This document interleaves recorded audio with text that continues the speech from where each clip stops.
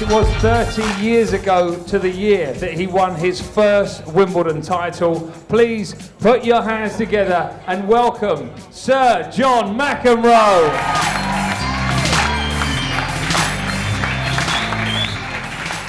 John, I want to find out a little bit about John McEnroe, the man, for those people who don't know. How did you first get into tennis? Well, I actually was grew up near where they play the U.S. Open in the States, and my parents moved to a part of Queens where there was a tennis club.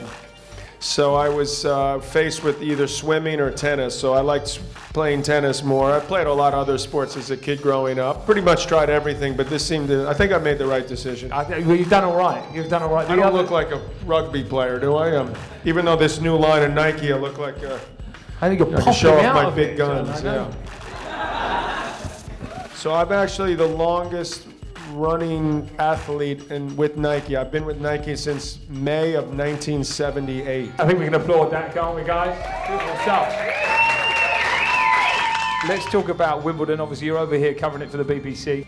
You played on centre court, right, the first time when you got to the semi-finals? That was my first match on centre court, was the semi-finals. I was quite nervous. I was trembling, basically. My knees were shaking when I went out to play Connors for the first time. So I do have an idea of what it's like to be there, to lose, to win, and so hopefully they gain some credibility for the people that are listening and listening to me. So the last 8 years, Roger's done it 6 times, Rafa twice.